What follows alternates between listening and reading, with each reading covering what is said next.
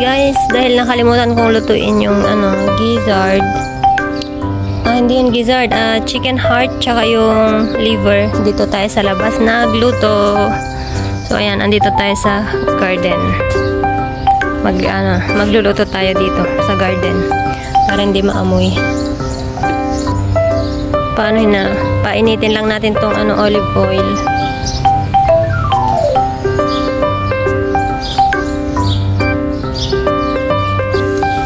So ayan guys, nilagay ko muna ang ating sibuyas,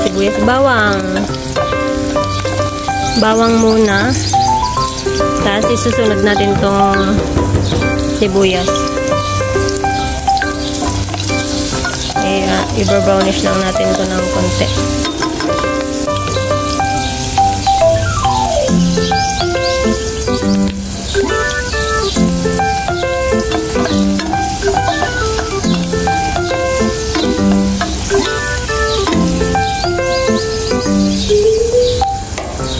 So ayan, nilagay ko na ang ating sibuyas.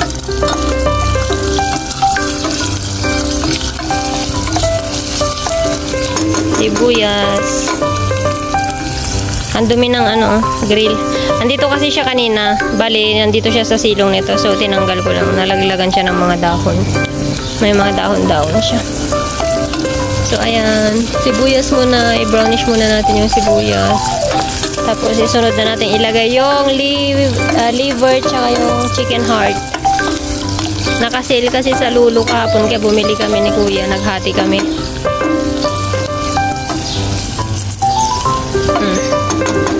Antayin lang natin maluto yung sibuyas. Ayan, medyo pa brownish na siya. Hindi pa siya luto. So, ayan. Ang ganda ng bahay sa kabila. Wala pang nakatira dyan sa kabila. Kaya wala pa akong kaibigan. Wala pa akong kapitbahay. Mga bulaklak. Ganda ng flower niya.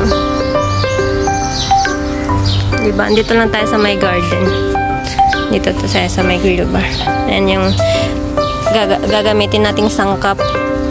May tayo, soya sauce, yung heart, tsaka yung liver. Tapos meron tayo ditong magic sarap, laurel, tsaka yung oyster sauce. So, ayan, pwede na natin ilagay. Ilalagay na natin yung ating chicken liver tsaka chicken heart. So ayan guys, nilagay ko na yung chicken heart. Parang unfair ata akong naghati ng chicken heart. Parang mas marami ata yung kinuha kong chicken heart kaysa yung chicken liver. Hindi ko kasi masyadong gusto yung chicken liver. Kaya mas marami yung kinuha kong heart. O, diba? Sunod natin mamaya yung chicken liver. Madali lang kasi maluto yung chicken liver. Kaya, natin. Kaya lang muna natin yan. Kasi yung liver mamaya hindi na pwedeng yun. Hindi na pwedeng galaw-galawin. So, ayan guys. Nilagay ko na yung liver. Liver.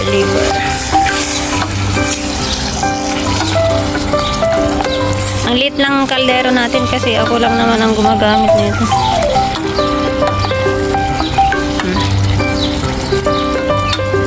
So, ayan. Hindi ko na siya pwedeng galaw-galawin. Kaya madudurog yung liver. So, ayan. Tatakpan ko muna at kukuha ako ng tubig na malinis. So, ayan na guys. Kumuha ako ng tubig na malinis. Lalagyan natin ng konti mamaya ng tubig para maluto. Ayan na siya, kumukulo na. Antayin lang natin matanggal yung tubig na yan.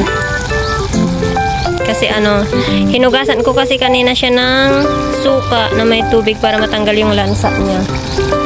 So, tatanggalin ko lang yan. Papatuyuin ko bago ko ilagay yung malinis na tubig na yan. Tapos talagyan ng soya sauce. Yung mga pampalasa. Okay. Pero by the way, talalagyan muna natin siya ng bay leaves. para matanggal yung amoy. Isunod natin yung magic sarap. Wait.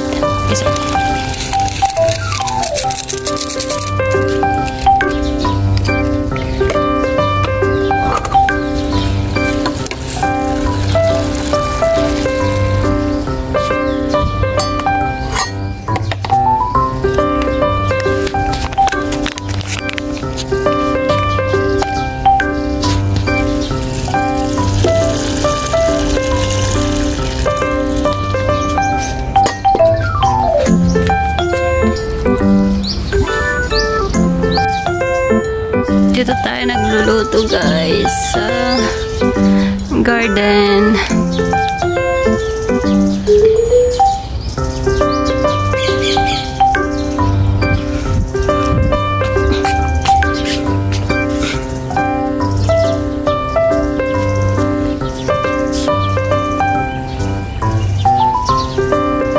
Ayan, kumukulo na. Ganda ng ambience. Malamig na paghapon. Hindi na siya ganong mainit. Dito na ako nagluluto.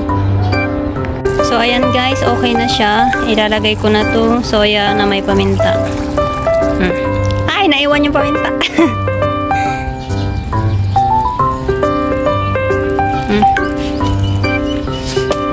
Tapos, yung ating oyster sauce.